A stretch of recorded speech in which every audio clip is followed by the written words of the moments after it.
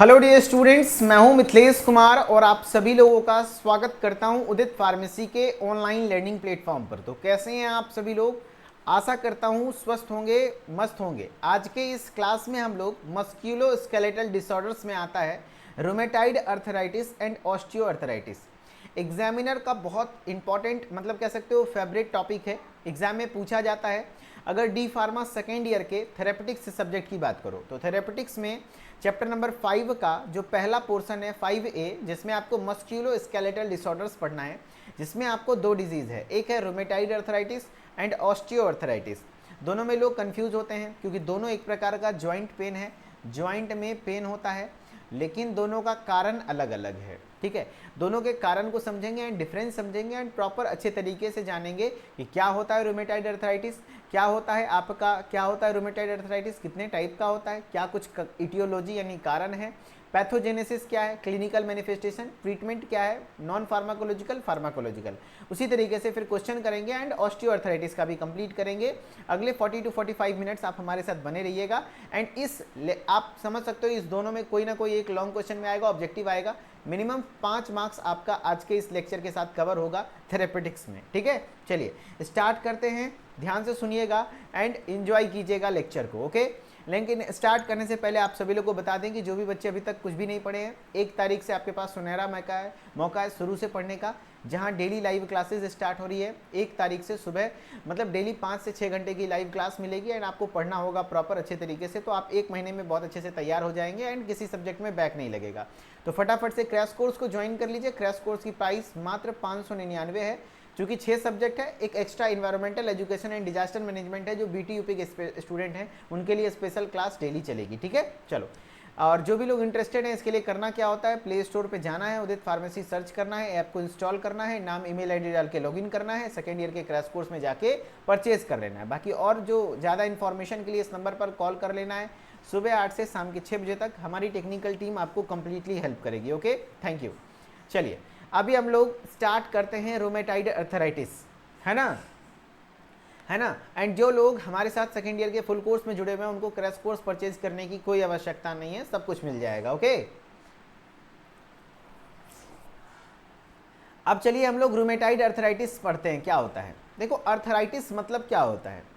Arthritis मतलब है joint pain. ठीक है, हाँ, अर्थराइटिस का मतलब क्या होता है, जॉइंट पेन होता है, यानी कि जोड़ों में दर्द।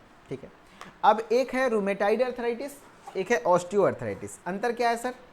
तो रूमेटाइड अर्थराइटिस और ऑस्टियोआर्थराइटिस का सिम्टम लगभग समान है, इलाज भी लगभग समान है, बस थोड़ा सा अंतर है कि ये ऑटो इम्यून डिसऑर्डर है, यानी कि आपके बॉडी का इम्यून सेल आपके जॉइंट को खुद ही डैमेज करने लग जाता है। इम्यून सेल क्या होता है? जो आपके बॉडी में पैथोजेन आते हैं, है ना, डिजीज कॉजिंग फॉरन कोई भी चीज़ें आता है तो उसको मार के खत्म करने का काम करता है ना आपके इम्यून सेल, खास करके B cell, T cell antibody बनाता है। तो इस कंडीशन में आपके जॉइंट्स पर ही अटैक कर देता है आपका इम्यून सिस्टम, है ना, आपका इम्यूनिटी वाला सेल, जिससे कि आपका जॉइंट में कहीं ना कहीं प्रॉब्लम आ जाता है ना, और वहाँ पर पेन और स्टीफनेस आने लग जाती हैं जॉइंट्स में, है ना। तो ये होता है रूमेटाइड अर्थराइटिस। ओके, जबकि ऑस्टियोआर्थराइटिस में ऐसा नहीं होता, वो ऑटो इम्यून डिसऑर्डर नहीं है, वहाँ पर कहीं ना कहीं जो कार्टिलेज होते हैं जॉइंट के बीच में वो डैमेज होने लग जाता है। कारण बताएंगे, पहले रूमेटाइड देखिए। रूमेटाइड अर्थराइटिस या फिर RA जिसको कहते हैं, एक auto immune and inflammatory disease है। क्या है? Auto immune and inflammatory disease है, जो कि which means that your immune system attacks healthy cells in your body by mistake, है ना। कहने का मतलब है रूमेटाइड अर्थराइटिस एक ऑटो इम्यून और इन्फ्लामेटरी डिजीज है, जहां पर आपका इम्यून सिस्टम अटैक कर देता है healthy cells of your body, आपके बॉडी के अच्छे कोशिकाओं पर, बाय मिस्टेक ही होता है, कॉजिंग इन्फ्लामेशन, जिससे कि इन्फ्लामेशन होता है, पेनफुल स्वेलिंग, है ना, पेनफुल स्वेलिंग मतलब फूल जाना और पेन मतलब दर्द के साथ होगा, in affected part of the body.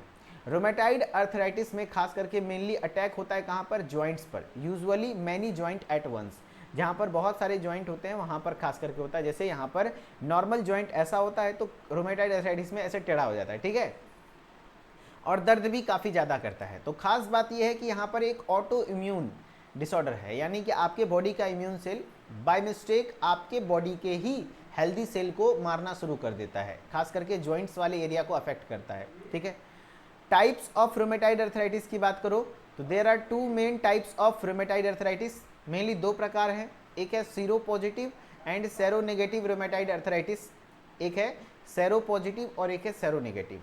जो सेरो पॉजिटिव होता है वो जुवेनाइल रूमेटाइड अर्थराइटिस यानी छोटे बच्चों में होता है ना, with juvenile rheumatoid arthritis being another type that only affect children. कहने का मतलब है जो सीरो पॉजिटिव है वो कहीं ना कहीं एडल्ट को भी होता है, लेकिन जो सीरो नेगेटिव रूमेटाइड अर्थराइटिस है ना, ध्यान रखना, कह रहा क्या रूमेटाइड अर्थराइटिस मेनली दो टाइप का है, एक सीरो पॉजिटिव है और एक सीरो नेगेटिव है, ठीक है। कह रहा है with juvenile rheumatoid arthritis being another type that only affect children. कहने का मतलब है जो सीरो नेगेटिव वाला है ज़्यादातर सिर्फ बच्चों को ही अफेक्ट करता है, ठीक है। मेन है ईटियोलॉजी, कारण क्या है, तो कह रहा है रिसर्चर्स जो वैज्ञानिक हैं, साइंटिस्ट हैं, उनका मानना है things that it caused by combination of genetics, hormones and environmental factor. यानी या तो आपका जेनेटिक हो सकता है ना, जेनेटिक यानी कि आपके अंदर वो पहले से ही ऐसा चीज़ें हैं, जैसे आपके माता पिता को होगा तो आपको भी हो सकता है, या तो कुछ हार्मोन्स की वजह से या तो कुछ इन्वायरमेंटल फैक्टर की वजह से। कह रहा with rheumatoid arthritis something triggers your immune system to attack your joints. यानी कि आपके बॉडी के इम्यून सिस्टम को कुछ ना कुछ ऐसा है, या तो जेनेटिक्स वाला पार्ट, या तो हार्मोन, या तो इन्वायरमेंटल फैक्टर ऐसे कुछ होते हैं जो कि आपके बॉडी के इम्यून सिस्टम को ट्रिगर देते हैं, ट्रिगर करते हैं कि अटैक करो किस पर, जॉइंट पर, किस पर, जॉइंट पर। एंड इन्फेक्शन, स्मोकिंग और फिजिकल और इमोशनल स्ट्रेस में और बाय ट्रिगिंग। अब वो ट्रिगर फैक्टर कुछ भी हो सकता है, या तो किसी प्रकार का इन्फेक्शन हुआ हो इस वजह से हो सकता है, या तो आप स्मोकिंग करते हैं उस वजह से भी हो सकता है, फिजिकल या इमोशनल स्ट्रेस बहुत ज़्यादा ले लिया तो उस वजह से भी हो सकता है, ठीक है, समझ रहे हैं। हाँ, अगर पैथोजेनेसिस की बात करो तो क्या होता है, rheumatoid arthritis is the result of N immune response. जाहिर सी बात है ये किसका रिजल्ट है, इम्यून रिस्पॉन्स का, ठीक है। In which body immune system attacks it own healthy cell. यहाँ पर आपके बॉडी के इम्यून सिस्टम आपके हेल्दी सेल्स पर अटैक करने लगते हैं। Involves B cell, T cell, कह रहा है it involves T cells, B cells and the complex interaction of many pro inflammatory cytokines, है ना। बहुत सारी ऐसी चीज़ें हैं, यहाँ पर मेनली टी सेल्स और बी सेल्स हैं जो कि आपके बॉडी के हेल्दी जॉइंट्स को भी इन्फेक्ट करने लगते हैं। जैसे क्या, मान लो कोई एंटीजन है, ध्यान से सुनना, वो आपके टी लिम्फोसाइट से बाइंड करता है। बी सेल, इतना आप नहीं भी लिखोगे तो चलेगा, बस ओवरऑल आपको इतना पता होना चाहिए कि आपका बॉडी का जो इम्यून सेल है वो कहीं ना कहीं आपके जॉइंट्स पर अफेक्ट करता है, काम करने लगता है, जिससे कि कहीं ना कहीं वहाँ पर आपका बॉडी में जॉइंट में प्रॉब्लम होता है, जॉइंट में पेन आने लग जाता है, स्वेलिंग आ जाती है, उसको हम लोग रूमेटाइड अर्थराइटिस कह देते हैं, ठीक है। क्लिनिकल मैनिफेस्टेशन, तो क्लिनिकल मैनिफेस्टेशन यानी साइन एंड सिम्टम तो बहुत इंपॉर्टेंट होता है, लिखना होता है। पेन और एचिंग इन मोर देन वन जॉइंट, एक जॉइंट से ज़्यादा जगहों पर आपको पेन का एहसास होगा, है ना। स्टीफनेस इन मोर देन वन जॉइंट, यानी एक ही जॉइंट में ऐसा समस्या नहीं होगा, एक से ज़्यादा जॉइंट में आपको स्टीफनेस यानी खिंचाव महसूस होगा। Tenderness and swelling in more than one joint, यानी जो भी चीज़ें होंगी सिर्फ एक जॉइंट में नहीं देखने को मिलेगी, काफ़ी सारे जॉइंट में आपको देखने को मिलेगी, पेन होगा, स्टीफनेस होगा, टेंडरनेस होगा, यानी कि स्वेलिंग हो सकता है, फूल सकता है। The same symptom on both sides of the body, दोनों साइड में होगा। इन बोथ हैंड्स और बोथ नीज, है ना, दोनों हाथ में हो सकता है या तो दोनों घुटनों में हो सकता है। वेट लॉस हो सकता है, फीवर आ सकता है, फटीगनेस, कमजोरी लग सकता है, आपको थकावट महसूस हो सकता है, वीकनेस हो सकता है, ये सब चीज़ें इसके सिम्टम हैं, है ना, ठीक है। पैथोजेनेसिस में बस आपको इतना लिखना है कि जो आपके बॉडी का इम्यून सेल है वो बाय मिस्टेक किसी भी कारण से, चाहे वो ट्रिगर फैक्टर कुछ भी हो सकता है, एनवायरमेंटल हो सकता है, जेनेटिक फैक्टर हो सकता है, या तो हार्मोन वगैरह हो सकता है, जिस वजह से कहीं ना कहीं आपके बॉडी का इम्यून सेल गलती से बाय मिस्टेक आपके जॉइंट्स के हेल्दी सेल्स को ही इन्फेक्ट कर, मतलब उस पर अटैक करता है, जिससे कि जो बी सेल और टी सेल इन्वॉल्व हो जाता है खास करके, जिससे आपका पेन एक जगह से ज़्यादा दूसरे, मतलब एक ही पेन, इसी में सिर्फ प्रॉब्लम नहीं होगा, काफ़ी सारे जॉइंट्स में आपको देखने को मिलेगा कि पेन और एचिंग होंगे, यानी कि पेन मतलब दर्द होता है, एक उसी को कहते हैं, ठीक है। स्टीफनेस मतलब खिंचाव होगा, स्टीफनेस मतलब खिंचाव होगा। टेंडरनेस मतलब टेंडरनेस एंड स्वेलिंग, स्वेलिंग मतलब फूल जाना होता है। सेम सिम्टम दोनों तरफ देखने को मिलेगा, दोनों, है ना, बोथ हैंड्स, दोनों हाथ में या तो दोनों पैर में। वेट लॉस हो सकता है, फीवर आ सकता है, फटीगनेस या तो टायर्डनेस यानी थकावट जैसा महसूस होगा, या तो वीकनेस यानी कमजोरी लग सकती है, ठीक है ना। चलो ट्रीटमेंट की बात करेंगे तो इसमें ट्रीटमेंट में एक होता है नॉन फार्माकोलॉजिकल मेथड और एक होता है फार्माकोलॉजिकल। नॉन फार्माकोलॉजिकल में पेशेंट को एजुकेशन प्रोवाइड करना कि भैया स्ट्रेस मत लो, दारू सिगरेट बीड़ी मत पिया करो, थोड़ा सा वेट कम करो, ज़्यादा वेट नहीं होना चाहिए। फिजियोलॉजिकल इंटरवेंशंस यानी साइकोलॉजिकली पेशेंट को थोड़ा इंप्रूव करेंगे। अप्रोप्रिएट यूज़ ऑफ रेस्ट, उनको रेस्ट करने के लिए कहेंगे। हाँ, थोड़ा फिजिकल एक्टिविटी और एक्सरसाइज भी करवाएंगे। ऐसा नहीं फिजिकल एक्टिविटी की बहुत ज़्यादा ट्रेडमिल पे दौड़ाने लग गया, नहीं, बहुत ज़्यादा दौड़ाना भी नहीं है, मतलब नॉर्मल एक्सरसाइज करना है ताकि जॉइंट्स वगैरह मूव करता रहे। फिजिकल एंड ऑक्यूपेशनल थेरेपी वगैरह भी करवाएंगे। न्यूट्रिशनल एंड डाइटरी सप्लीमेंट की कमी है जैसे कैल्शियम वगैरह है तो उसकी भी रिक्वायरमेंट पूरी तरीके से देते रहेंगे, ठीक है। फार्माकोलॉजिकल ट्रीटमेंट में खास करके इम्यूनो सप्रेसेंट, क्योंकि यहाँ पर आपका इम्यून सेल है ना, इम्यून सेल ज़्यादातर आपका क्या हो जाता है, एक्टिवेट हो जाता है। तो इम्यूनो सप्रेसेंट यानी इम्यून को सप्रेस करने वाला यूज़ होता है। जैसे सल्फा क्या कहते हैं, सल्फासेलाजीन आता है या तो मीथोएक्सटीरेट होता है, और मीथोएक्सटीरेट ज़्यादा कॉमनली यूज होता है। मीथोट्रीजेक्ट जो कि इम्यूनो सप्रेसेंट है, आपके इम्यून सिस्टम के सप्रेशन को मतलब इम्यूनिटी को सप्रेस करता है, क्योंकि इम्यूनिटी की वजह से ही तो रूमेटाइड अर्थराइटिस हो रहा है। एंड NSAIDs जैसी जैसे दवाएं जैसे कि आपका आइबुप्रोफेन वगैरह हो गए है ना, जो कि दर्द को कम करता है, वो सब चीज़ें यहाँ पर इस्तेमाल होती हैं। Non steroidal anti inflammatory drugs है ना, जो एंटी इन्फ्लामेटरी हो है ना, और एंटी एनाल्जेसिक्स हो, सॉरी एनाल्जेसिक हो, इस तरीके की चीज़ें हो। और कुछ कॉर्टिकोस्टेरॉइड्स भी इस्तेमाल होता है ना, जो कि आपने देखा था कल कॉर्टिकोस्टेरॉइड्स पढ़ा था। जैसे कि एग्जाम्पल में वो भी NSAID की तरह काम करता है, आपके दर्द को है ना कम करेगा, स्टीफनेस को कम करेगा, खिंचाव को कम करेगा एंड थोड़ा सा रिलीफ पहुंचाएगा, है ना। ये होता है आपका क्या, रूमेटाइड अर्थराइटिस। अब देखो क्वेश्चन कैसे आते हैं, ध्यान से सुनना। कह रहा है रूमेटाइड अर्थराइटिस प्रीमियरली क्या बैक्टीरियल इन्फेक्शन की वजह से होता है, मेटाबॉलिक डिजीज़ है, या तो auto immune and inflammatory disease है, या तो डिजेनरेटिव कंडीशन है। आंसर कीजिए। हाँ, इसमें commonly medicine commonly use for malaria include, खास करके जो मलेरिया में यूज़ होता है ना, वैसे दवाएं यहाँ पे भी इस्तेमाल होती हैं, ठीक है। Rheumatoid arthritis primarily, very good, answer हो जाएगा सी, एक ऑटो इम्यून और इन्फ्लामेटरी डिजीज है। Which immune cell plays a role in pathogenesis of rheumatoid arthritis, कौन सा इम्यून सेल, इम्यूनिटी मतलब कौन सा इम्यून सेल है जो कि आपके पैथोजेनेसिस में रोल प्ले करता है रोमेटाइड अर्थराइटिस में। मैंने कई बार बताया बी सेल और टी सेल जो कि आपके एंटीबॉडी बनाने का काम करते हैं, है ना। Which of the following immunosuppressant commonly use to treat RA, है ना, रोमेटाइड अर्थराइटिस को ट्रीट करने के लिए कौन सा कॉमनली इम्यूनोसप्रेसेंट यूज किया जाता है। तो मीथो, है ना, हमने बताया था मीथोट्रिक्सेट, है कि नहीं। चलो अब आते हैं ऑस्टियोआर्थराइटिस। ऑस्टियोआर्थराइटिस में क्या होता है, एक्चुअली जो जॉइंट्स है ये खास करके नी में होता है, घुटने में होता है ना, नीज में हो जाता है, हिप्स में होता है ना, ज़्यादातर नी में प्रॉब्लम आता है। यहाँ पर दोनों जॉइंट्स के बीच में एक कुशन के जैसा स्ट्रक्चर होता है जिसको हम लोग कार्टिलेज कहते हैं, एंड बीच में साइनोवियल फ्लूइड होती है। ऑस्टियोआर्थराइटिस में होता क्या है कि आपका ये कहीं ना कहीं धीरे धीरे साइनोवियल फ्लूइड कम हो जाता है, एंड ये जॉइंट्स में जो कार्टिलेज हैं वो डैमेज होने लग जाते हैं, एंड एक टाइम के बाद इतना ज़्यादा डैमेज हो जाता है, और यहाँ पर काफ़ी सारे सेंसिटिव नर्व्स होते हैं, ठीक है, जो कि आपको पेन फील कराएंगे। तो ये बोन जब बीच में टकरा रहा था, यहाँ पे जब तक आपका कार्टिलेज है तब तक तो टकरा नहीं रहा है, तो प्रॉपर अच्छे से चल रहा है। लेकिन जब कार्टिलेज ब्रेक हो गया तो जॉइंट्स का सीधा सीधा हड्डी में हड्डी टकराता है, नर्व्स में नर्व्स टकराता है, जिससे कि बहुत ज़्यादा पेन एहसास होता है, पेन फील होता है। तो एक्चुअली यहाँ पे जो जॉइंट्स के बीच में कार्टिलेज हैं उसके डिजेनरेट होने की वजह से, उसके टूटने की या उसके ब्रेक होने की वजह से ये बीमारी होती है, ठीक है ना। हाँ, कह रहा osteoarthritis is most common from the arthritis. Arthritis में भी सबसे ज़्यादा कॉमन देखने को मिला है ऑस्टियोआर्थराइटिस, जिसको आप गठिया रोग भी कहते हैं।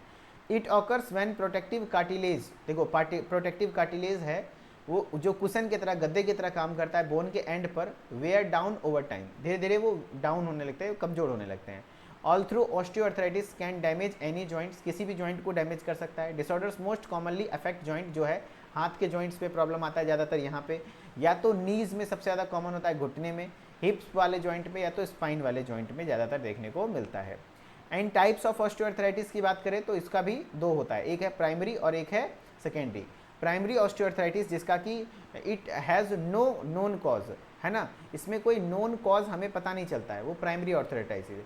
लेकिन सेकेंडरी ऑस्टियोआर्थराइटिस है कॉज्ड बाय अनदर डिजीज, किसी और बीमारी के कारण आपको हो जाए। प्राइमरी ऑस्टियोआर्थराइटिस का कोई मेन कारण पता नहीं होता, लेकिन सेकेंडरी ऑस्टियोआर्थराइटिस यानी कि पहले से कोई बीमारी है, इन्फेक्शन है, उसके इंजरी है, उसके वजह से आपको हुआ है, तो वो सेकेंडरी ऑस्टियोआर्थराइटिस कहलाती है।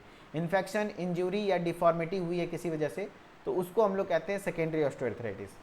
Osteoarthritis starts with break down of cartilage in the joint. Osteoarthritis कैसे स्टार्ट होता है, तो जॉइंट्स में जो कार्टिलेज होते हैं वो धीरे धीरे ब्रेक होने लगता है, ठीक है, वो धीरे धीरे ब्रेक होने लगता है।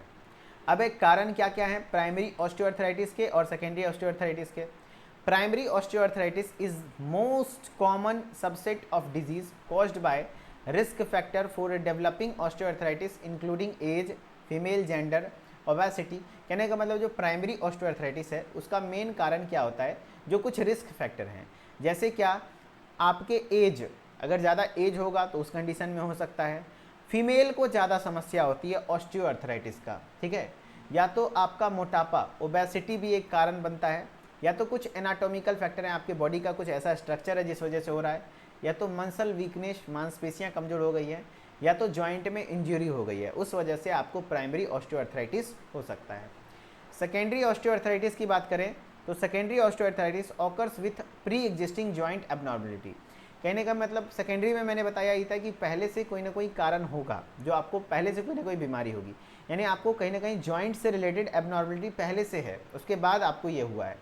प्री डिस्पॉइंट क्या कहते हैं, क्या है, डिस्पोजिंग कंडीशंस इंक्लूड ट्रॉमा और इंजरी। मान लो किसी ट्रॉमा या इंजरी की वजह से हुआ है, या तो पहले से कोई आपको जन्मजात ही जॉइंट डिसऑर्डर है, या तो इन्फ्लामेशन वगैरह है, तो उस कंडीशन में आपको अर्थराइटिस का कंडीशन देखने को मिलेगा, ऑस्टियोआर्थराइटिस, ठीक है। जॉइंट इंजरी मतलब होता है जॉइंट में चोट लग गया हो उस वजह से, ठीक है।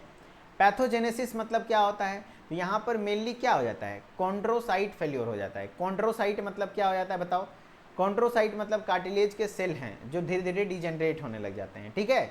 हाँ, तो ये बोल रहा है the pathogenesis of osteoarthritis involve degradation of cartilage. ये लाइन बहुत इंपॉर्टेंट है, कार्टिलेज डिग्रेडेशन होता है, जबकि रोमेटाइड आर्थराइटिस में ऐसा नहीं होता, वहाँ ऑटो इम्यून डिसऑर्डर है, ये ऑटो इम्यून डिसऑर्डर नहीं है। Degradation of cartilage and remodelling of the bone, है ना, बोन कार्टिलेज डिग्रेड हो जाता है जिससे कि बोन का रीमॉडलिंग, बोन फिर से वहाँ पे फॉर्मेशन होने लगता है due to active response of chondrocyte in articular cartilage and inflammatory cell उसके अराउंडिंग में सराउंडिंग में आ जाता है, जिससे कि कहीं ना कहीं आपके ऑस्टियोआर्थराइटिस देखने को मिलते हैं। ओवरऑल कहने का मतलब हुआ कि जो पैथोजेनेसिस है ऑस्टियोआर्थराइटिस का, उसमें कार्टिलेज का डिग्रेडेशन होता है एंड रीमॉडलिंग ऑफ बोन, और बोन की रीमॉडलिंग होने लग जाती है ना, एंड एक्टिव रिस्पॉन्सेज ऑफ जो कॉन्ड्रोसाइट वगैरह हैं वो सब चीज़ें होती हैं एंड इन्फ्लामेशन कॉज हो जाता है, ठीक है। इतना आपको चार्ट याद रखने की जरूरत नहीं है। चलो क्लिनिकल मैनिफेस्टेशन की बात करेंगे। Osteoarthritis, pain affected joints may hurt during after movement. अब जब तक बैठे हो तब तक तो ठीक है, लेकिन जैसे आप खड़ा होगे जॉइंट में जॉइंट सटेगा तो आपको दिक्कत होगा, वहाँ पर पेन होता है। जॉइंट स्टीफनेस, जॉइंट में खिंचावपन महसूस होगा, noticeable upon awaking after being inactive, यानी कि इनएक्टिव होने की वजह से भी आपको हो सकता है ना। टेंडरनेस, खिंचावनेस महसूस होगा। फ्लेक्सिबिलिटी कम हो जाएगी, जैसे इतना कितना फ्लेक्सिबल है आपका जॉइंट, अभी उतना फ्लेक्सिबल नहीं हो पाएगा, आप उतना मोड़ नहीं पाओगे। क्रैकलिंग सेंसेशन, क्या क्रैकलिंग मतलब है, आप जब उठोगे तो ऐसा लगेगा हड्डी में हड्डी टकराएगा और कट दे के आवाज़ करेगा, ऐसा लगेगा हड्डी टूटा है ना। हाँ, बोन स्पर्स, कहने का मतलब bony growth that develop edge of bone, bone के जो डेवलप, वहाँ पर जो फ्रैक्चर मतलब कार्टिलेज डिजेनरेट हुआ है, वहाँ पर कुछ बोन के पार्ट डेवलप हो जाते हैं, जिससे कि और ज़्यादा प्रॉब्लम होती है। स्वेलिंग वगैरह समस्या देखने को मिलता है। ट्रीटमेंट की बात करें नॉन फार्माकोलॉजिकल में तो वही है, पेशेंट को एजुकेशन प्रोवाइड करना, एक्सरसाइज करवाना, थोड़ा बहुत हल्का फुल्का माइल्ड एक्सरसाइज ध्यान रखना, वेट लॉस करवाना, फिजिकल थेरेपी देना, जॉइंट प्रोटेक्शन करवाना, अप्रोप्रिएट फुटवेयर, अच्छा गद्दा वाला थोड़ा सा चप्पल उप्पल पहने, योगा वगैरह करे, है ना, ये सब चीज़ें होती हैं। ट्रीटमेंट की अगर बात करोगे तो सेम वही है कि आपके कुछ ऑइंटमेंट यहाँ पर आते हैं, जैसे क्रीम, जेल वगैरह, डाइक्लोफेनेक जेल वगैरह आ जाते हैं, जो कि कहीं ना कहीं दिया जाता है, क्रीम वगैरह आता है, जिससे कि क्या होता है आपका ऊपर रिलीफ मिलता है, ठीक है। हाँ, फिर यहाँ पे भी एनासिड्स वगैरह पड़ता है, ठीक है, non steroid anti inflammatory drugs जो कि पेन किलर के तौर पर काम करता है। फिर आपके कॉर्टिकोस्टेरॉइड्स भी दे सकते हैं जो कि एनासिड्स की तरह काम करता है, एंड ओरल पेन किलर वगैरह भी दिया जाता है, ठीक है। हाँ, ओरल एनाल्जेसिक्स वगैरह भी दिया जाता है। सवाल है osteoarthritis primarily affects, osteoarthritis primarily किसको अफेक्ट करता है? Liver, lungs, brain, spinal cord, joint specially hand, knees, hip, spine, या तो ईयर, आइज। तो आंसर हो जाएगा सी, है ना। नेक्स्ट है pathogenesis of osteoarthritis primarily involve, बताओ। ऑटो इम्यून अटैक होता है क्या? नहीं, ऑस्टियोआर्थराइटिस में ऐसा कुछ नहीं होता है। Degradation of cartilage and bone remodelling, yes, cartilage का डिग्रेडेशन होता है और बोन रिमॉडलिंग हो जाती है। विच of the following drug is used in topically for osteoarthritis pain relief, है ना, बताओ कौन सा ऐसा ड्रग है? विच of the following drug is used topically for osteoarthritis pain relief के लिए? मीथोस्टेरेट, ये इम्यून सप्रेशेंट है, ऐसा नहीं होगा। ओरल कॉर्टिकोस्टेरॉइड्स या हाइड्रोक्लोरोक्विन या एनासिड पैचेज और जेल? तो एनासिड पैचेज या जेल लगाया जाता है। आंसर हो जाएगा डी। भाई बोल रहा ऊपर टॉपिकली, तो जेल लगा है ना, पैचेज या जेल वगैरह आते हैं, है ना। डाइक्लोफेनेक का जेल वगैरह आ जाता है या तो क्रीम आ जाता है, ऑइंटमेंट वगैरह आता है। हाँ, तो इसी के साथ आपका ये अर्थराइटिस और ऑस्टियोआर्थराइटिस कंप्लीट होता है। Thank you so much. And आप सभी लोग इंस्टाग्राम पे आना चाहते हैं, मिथिलेश सर ऑफिशियल हमारा इंस्टाग्राम आईडी है, वहाँ से भी आप हमारे साथ कनेक्टेड रह सकते हैं। एंड आज हमारा मस्कुलोस्केलेटल डिसऑर्डर में रूमेटाइड अर्थराइटिस और ऑस्टियोआर्थराइटिस पढ़ लिए हैं। इजी टॉपिक था, आसानी से कवर हुआ। एंड अगला टॉपिक है डर्मेटोलॉजी, जिसमें कि हम लोग सोरियोसिस, स्कैबीज और एक्जिमा पढ़ेंगे। तो नेक्स्ट लेक्चर में देखते हैं उसको। And thank you so much. Okay.